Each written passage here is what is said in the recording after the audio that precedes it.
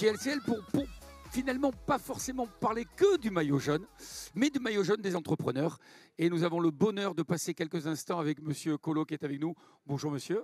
Bonjour. Vous êtes le directeur général de la marque Kiloutou. Alors, parfois, on est obligé d'expliquer ce qu'est une entreprise, ce qu'elle fait, parce qu'elle peut faire un chiffre d'affaires conséquent et ne pas être connue. Vous, de ce côté-là, vous êtes à l'abri. Alors, on est à l'abri en France parce que Kiloutou, il est vraisemblable que tout le monde connaisse, parce que c'est ce qu'on fait est écrit dans notre nom. Hein, on loue du matériel, on en loue beaucoup. C'est un peu moins connu au Danemark parce que ça veut rien dire, mais on vient de rentrer au Danemark. Alors, on va en parler, mais ce que je vous propose, c'est de découvrir en une minute et quelques des images vous concernant et l'entreprise que vous représentez. À tout de suite.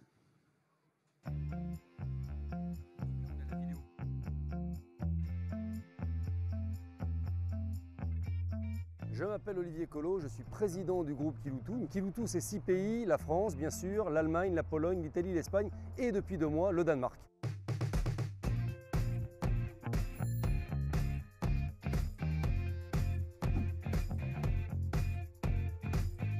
Chez Kiloutou, nous louons du matériel. Nous avons au total un parc de 300 000 machines, de l'outillage, des nacelles, des pelleteuses. Nous exploitons au total un parc de 550 agences et nous employons 6 000 équipiers. On est rentré au Danemark il y a maintenant 2 mois par le biais de l'acquisition de la société GSV. GSV est le leader danois de la location. We are very proud to be part of the family at Kiloutou.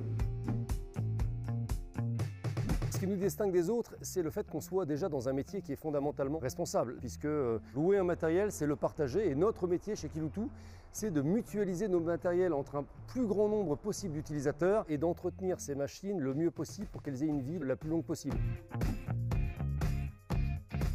Notre innovation se trouve dans les produits, dans les matériels qu'on offre à nos clients pour toujours répondre à leurs nouvelles attentes. Des attentes de sécurité, mais également des attentes de motorisation qui soient plus durables, qui soient moins polluantes. On a lancé chez Kiloutou une gamme de matériel électrique, hybride et bientôt hydrogène. Vous avez ici un chariot télescopique électrique. Ça répond à des demandes grandissantes de nos clients pour des matériels qui émettent moins de CO2, moins de particules et des matériels qui sont aussi plus silencieux. Le maillot jaune, c'est le maillot de la victoire, c'est le maillot du panache, autant de valeurs qui résonnent très fort chez Kiloutou. Et donc je serai très attentif à cette étape du Tour de France partant du Danemark. Arrêtez vos conneries. Mesdames, Messieurs, nous sommes donc en direct à nouveau et je ne vous cache pas que pendant la minute et demie qui s'est déroulée, on a évoqué le sujet de cette entreprise, mais aussi la présence. Je crois qu'au départ, c'était votre bodyguard qui était avec nous. Mais finalement... C'est vrai qu'il est costaud, mais donc c'est Yann Luc qui est mon directeur financier du groupe Kiloutou. Alors, Kiloutou, c'est combien au niveau du personnel, vous êtes combien finalement dans l'entreprise? Alors on est 6 000 équipiers au total dans 6 pays en Europe. Vous appelez ça équipier? On appelle ça équipier, ouais. D'accord. Parce que l'équipe est quelque chose qui compte pour nous. Je crois que ça compte aussi dans le cyclisme. Oui. 6 000 répartis comment au niveau de l'Europe? Vous avez une idée des chiffres? Alors, 70% de notre activité est en France et donc les 30% restants sont dans les 5 autres pays européens dans lesquels on est rentré depuis 10 ans. Alors, ça fait quelques mois à peine que vous êtes au Danemark, ce qui explique aussi possiblement votre présence aujourd'hui parmi nous. Sans langue de bois, j'aimerais que vous expliquiez les spécificités d'un pays nordique par le prisme de votre entreprise. Alors nous, on est très heureux d'être rentré au Danemark, effectivement, en début d'année, par le biais d'une acquisition de la société GSV, qui est la plus grande société de location au Danemark. Pour nous, c'est une vraie aventure, parce qu'on découvre effectivement une zone européenne qui est différente des pays latins, de la France notamment. On retrouve quand même pas mal de proximité dans les valeurs, le goût de l'effort, l'engagement, la fierté d'appartenance à l'entreprise. Et c'est aussi une rencontre humaine très forte avec les équipes de GSV.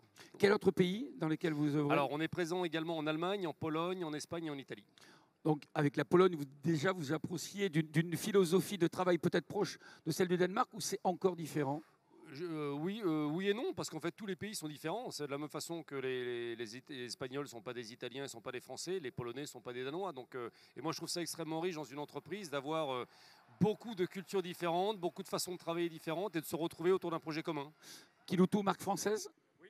Marque française, est-ce que quand on est comme ça à l'international, on ne se dit pas, tiens, j'aurais pu penser à un nom peut-être à la mode, je mets les guillemets, anglais, qui me permettrait d'internationaliser ma marque? Alors, quand Kiloutou a été créé, c'était il y a 42 ans, on était créé en 1980. Je pense que notre fondateur avait plein d'ambitions, mais je pense qu'il ne pensait pas encore à l'international. Il a créé un nom qui veut dire quelque chose en France pour la location. Au Danemark, on garde la marque GSV qui est extrêmement connue et qui crée beaucoup de fierté pour les équipes. On évoquait en off un peu la RSE, enfin, je vous en ai parlé à demi-mot. Quand on voit le dépliant, et pardon, sans vous faire ombrage, mais souvent c'est quelque chose qu'on met en avant parce que ça fait bien moralement de se dire que oui, on est aussi respectueux de l'environnement. C'est une philosophie que vous avez intégrée très tôt dans votre entreprise? Alors, ce qui a été intégré très tôt dans l'entreprise et dans la RSE, c'est le S, c'est la partie sociale. Kiloutou est une entreprise sociale, on attache beaucoup d'importance à nos équipes parce qu'en fait c'est elles qui font le boulot, hein, ce n'est pas les machines qui se louent toutes seules. Donc il y a une grosse importance accordée au social. L'environnemental s'est développé aussi, mais plus tard. Il répond à une préoccupation majeure qu'on a tous en tant que citoyens de lutter contre les effets du réchauffement climatique.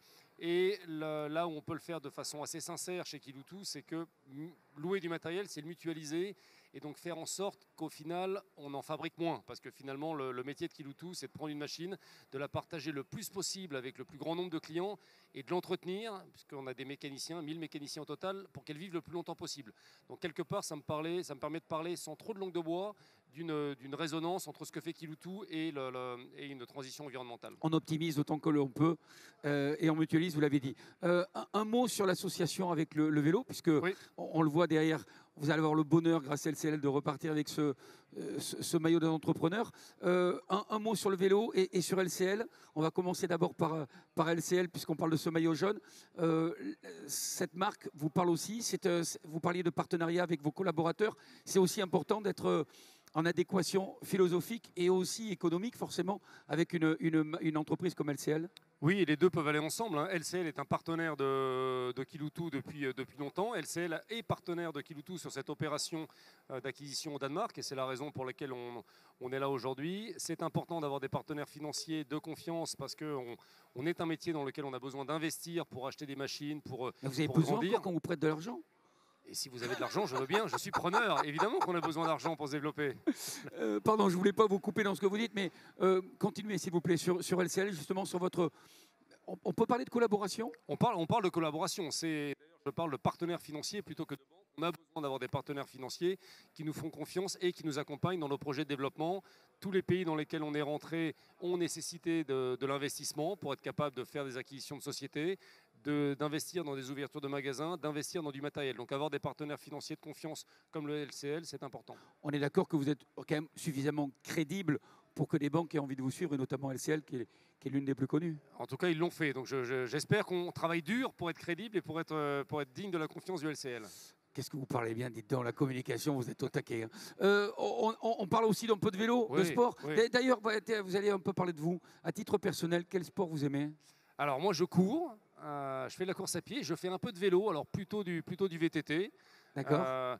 Et du vélo sur route. Si aujourd'hui on me donne 220 km d'avance, je peux peut-être faire un truc. Est-ce que, maintenant que vous le vivez de l'intérieur aujourd'hui, et je pense que ce n'est pas la première étape, et si c'est la première, moi j'aimerais que vous me disiez si vous avez à nouveau, encore et toujours des émotions, et que celles que vous allez vivre aujourd'hui, ou celles que possiblement vous vivez déjà aujourd'hui, est-ce qu'elles génèrent en vous une forme d'émulsion, de quelque chose qui vous fait frissonner? Alors la première chose qui m'a fait frissonner en arrivant ce matin, c'est de voir Bernard Thévenet, qui me rappelle à des souvenirs. En 1975, j'avais 4-5 ans, 77, j'avais 2 ans de plus. Ouais. Donc forcément, ça rappelle des souvenirs, c'est un peu la Madeleine de Proust. Donc il y a forcément des émotions d'avoir suivi le Tour de France à la télé quand j'étais petit, d'avoir vu une fois dans une étape quand j'avais 8 ou 9 ans. Donc forcément, ça ramène à des souvenirs.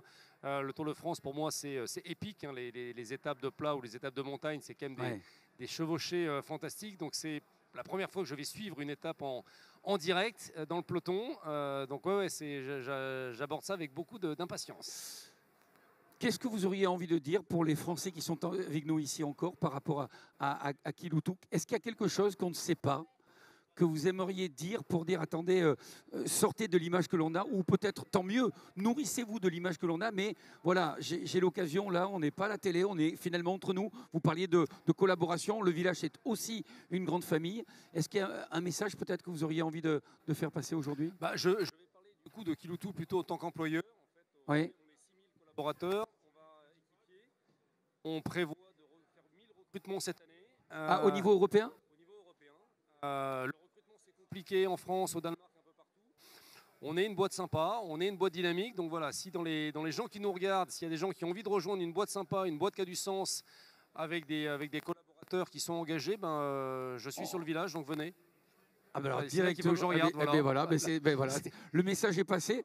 Merci, M. Cole. Je voudrais remercier votre directeur financier qui est proche et prêt à réagir le cas échéant. Je voudrais, avant de vous laisser vivre la course et vous remercier du temps que vous nous avez accordé, rappeler quand même que vous allez avoir d'une manière un peu plus officielle encore tout à l'heure cette remise de ce maillot qui doit forcément aussi représenter beaucoup parce qu'on parle du Tour de France, du LCL, de ce maillot jaune avec Ilotou. Finalement, c'est une couleur qui vous va bien. Cette couleur-là, le jaune, j'adore. Donc je trouve que c'est une bonne idée que vous ayez pensé à le faire en jaune, ce maillot. C'est ça, mais finalement, c'est grâce Bravo, à vous, probablement. bravo. Merci en tous les cas, M. Cole. Merci de nous avoir donné quelques instants de votre temps. Et je voudrais juste terminer, parce que pour moi, c'est important de dire aux gens qui nous écoutent et qui possiblement pourraient venir vous voir, puisque tout à l'heure, vous avez lancé un appel, et je ne pense pas que ce soit démagogique, on peut vous aborder, c'est que vous êtes éminemment agréable. Et c'est important de se dire qu'on a beau être tout en haut, la dichotomie fait que quand même il ruisselle quelque chose de vous qui vous rend aimable. Et je voudrais dire aux gens qui nous écoutent, qui n'hésitent pas à venir vous voir, parce que ça vaut aussi de venir vous saluer. Le maillot est à vous. On vous souhaite une bonne, je le pense. On vous souhaite une bonne journée. Merci à Kiloutou et merci à LCL pour ce bon moment de convivialité. Bonne journée. Merci.